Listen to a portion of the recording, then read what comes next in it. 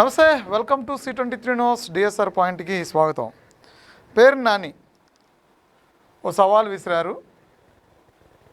నారా లోకేష్ ఆంధ్రప్రదేశ్ మంత్రి ఒక సవాలు జగన్మోహన్ రెడ్డికి విసిరారు. జగన్మోహన్ రెడ్డి ఒక ఆరోపణ చేశారు. సో ఈ ట్రయాంగిల్ ఏంటి అంటే, అప్పుడప్పుడు మీడియా సమావేశాలు పెడుతున్న మాజీ ముఖ్యమంత్రి జగన్మోహన్ రెడ్డి ఆంధ్రప్రదేశ్లో నిర్వహించినటువంటి ప్రభుత్వం ప్రతిష్టాత్మకంగా నిర్వహించినటువంటి, ఎంతో పారదర్శకంగా నిర్వహించినటువంటి మెగా డిఎస్సిలో అవినీతి జరిగింది అనే దాని మీద ఆయన కొన్ని కామెంట్స్ చేశారు. ఇది ఇవాళ కాదు, గత కొద్ది రోజులుగా చాలామంది వైసీపీ నేతలు, వైసీపీ సోషల్ మీడియా మెగా డిఎస్సిలో అవినీతి అంటూ కూడా కొన్ని ఆరోపణలు చేస్తూ ఉంది. సరే, ఆరోపణలు మాత్రమే తప్ప దానికి సంబంధించినటువంటి ఆధారాలతో ఇంతవరకు ఎవరు ఏ మీడియా సమావేశం నిర్వహించలేదు. ఆధారాలతో ఏ న్యాయస్థానానికి వెళ్ళలేదు. వెళితే దాని మీద చర్చ మరింత పెరిగేది. సో అలా వెళ్ళలేదు కాబట్టి జస్ట్ ఆరోపణలు మాత్రమే, అది కూడా సోషల్ మీడియాలో జరుగుతున్నటువంటి ఆరోపణలు మాత్రమే కాబట్టి ప్రభుత్వం కూడా అంతంత మాత్రంగానే ఆ విషయాన్ని తీసుకుంది. ఎందుకంటే ఎంతో పారదర్శకంగా నిర్వహించడమే కాకుండా కూటమి ప్రభుత్వం అధికారంలోకి వస్తే మొదటి సంతకం మెగా డిఎస్సి అని ప్రకటించింది. అధికారంలోకి వచ్చిన తర్వాత మొదటి సంతకం మెగా డిఎస్సి పెట్టారు. పారదర్శకంగా ఎగ్జామ్ నిర్వహించారు. మొత్తం అభ్యర్థుల సెలక్షన్ కాడ నుంచి ప్రతిదీ కూడా, జీవో రిలీజ్ చేయడం కాడ నుంచి, ఆ టాపర్ లిస్టు రిలీజ్ చేయడం కాడ నుంచి ప్రతిదీ కూడా పారదర్శకంగా నిర్వహించాం అనేది ప్రభుత్వం యొక్క స్టాండ్. కాబట్టి ఈ ఆరోపణలు ఉత్తవే కాబట్టి వాళ్ళు అంతవరకే దాన్ని పట్టించుకోలేదు. సోషల్ మీడియాలో జరుగుతున్న ఈ చెత్తంతా ఎందుకు అనే దాని మీద ప్రభుత్వం చేసుకుపోతూ ఉంది. సో ఒక మాజీ ముఖ్యమంత్రి స్థాయి వ్యక్తి మాట్లాడాడు కాబట్టి మెగా డిఎస్సి గురించి నారా లోకేష్ మెగా డిఎస్సి మీద కూడా ఆయన స్పందించి ఏం చెప్పారు అంటే, మెగా డిఎస్సిలో అవినీతి జరిగితే సవాలు విసురుతున్నాను, సవాలు స్వీకరించి జగన్మోహన్ రెడ్డి చర్చకి రావాలి అని. సరే, సవాల్ స్వీకరించినటువంటి జగన్మోహన్ రెడ్డి చర్చకి రాకుండా నిరంతరాయంగా మీడియాలో మాట్లాడుతున్నటువంటి వ్యక్తి, ఆధారాలు లేకుండా ఆరోపణలు మాత్రమే చేసినటువంటి వ్యక్తి ఎవరైతే ఉన్నారో పేర్ని నాని, ఆయన సవాల్ని స్వీకరించాడు. ఆయన స్వీకరించి లోకేష్ సవాల్ చేస్తే చర్చకి నేను వస్తాను, చంద్రబాబు నాయుడు సవాల్ చేస్తే చర్చకి జగన్మోహన్ రెడ్డి వస్తారని. సరే, బోత్ ఆర్ ఈక్వల్ కాదు. చంద్రబాబు జగన్మోహన్ రెడ్డి ఈక్వల్ కాదు. ఎందుకంటే ఆయన 4 సార్లు ముఖ్యమంత్రి, ఈయన ఒకసారి ముఖ్యమంత్రి. ఆయన 4 సార్లు ప్రతిపక్ష నేత, ఈయన ఒక్కసారి మాత్రమే ప్రతిపక్ష నేత, రెండోసారి కూడా ప్రతిపక్ష నేత కాదు. 4 సార్లు ప్రతిపక్షంలో కూర్చున్నాడు, 4 సార్లు ముఖ్యమంత్రిగా ఉన్నాడు చంద్రబాబు. ఈయన ఒక్కసారి మాత్రమే ప్రతిపక్ష నేత, ఒక్కసారి మాత్రమే ముఖ్యమంత్రి, ఇప్పుడు ప్రతిపక్షంలో కూడా లేడు. ప్రతిపక్షం కూడా అర్హత కూడా లేనటువంటి వ్యక్తితో ఒక ముఖ్యమంత్రి చర్చకి సిద్ధమా అంటే కాదు. ఆయన ఒక మాజీ ముఖ్యమంత్రి, ఇప్పుడు ప్రతిపక్ష హోదా కూడా కోల్పోయాడు కాబట్టి ఈయన చర్చకి సిద్ధం కాదు. సరే, నారా లోకేష్కి పేర్ని నానికి ఈక్వలా, బోత్ ఆర్ ఈక్వలా అంటే కాదు. Both are not same. Balakrishna లాగా కాదు. ఎందుకు కాదు అంటే ఈయన మీద సవాల్ వచ్చే ఆరోపణలు, ఎలిగేషన్స్. సో 2వ టర్ము మంత్రిగా కొనసాగుతున్నాడు నారా లోకేష్. కానీ ఒకేసారి మంత్రిగా పనిచేశాడు పేర్ని నాని, అది కూడా 2.5 సంవత్సరాలు మాత్రమే.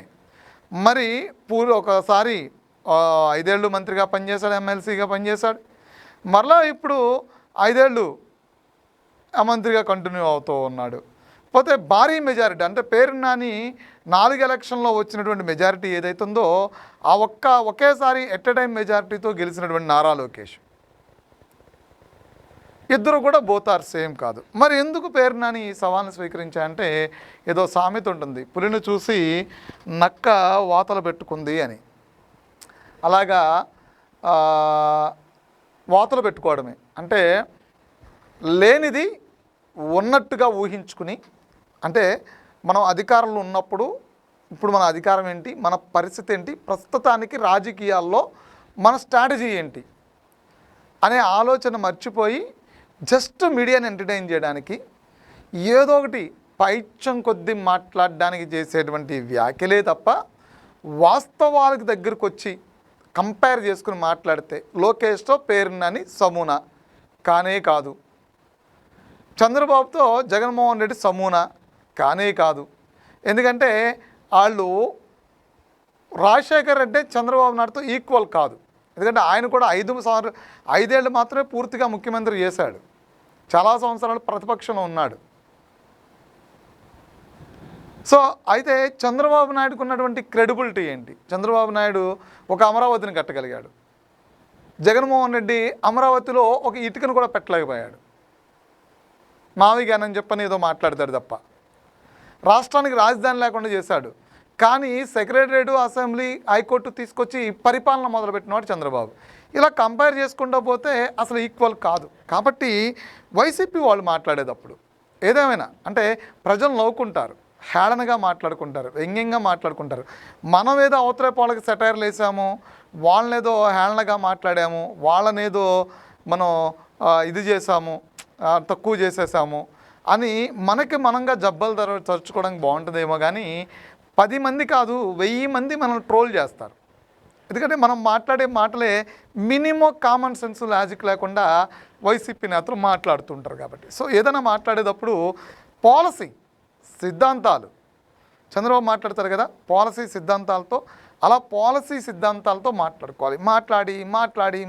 మాట్లాడి వైఎస్ఆర్సీపీ పార్టీ కాస్త ఈరోజు అన్ని పార్టీలు, ఆంధ్రప్రదేశ్లో ఉన్న అన్ని పార్టీలు వైఎస్ఆర్సీపీని గొడ్డల పార్టీ అని పిలవడం మొదలుపెట్టింది. రాను జనాల్లోకి వైఎస్ఆర్సీపీ అంటే మర్చిపోయి గొడ్డల పార్టీ అంటేనే గుర్తుపట్టేటువంటి పరిస్థితులు వచ్చేస్తాయి.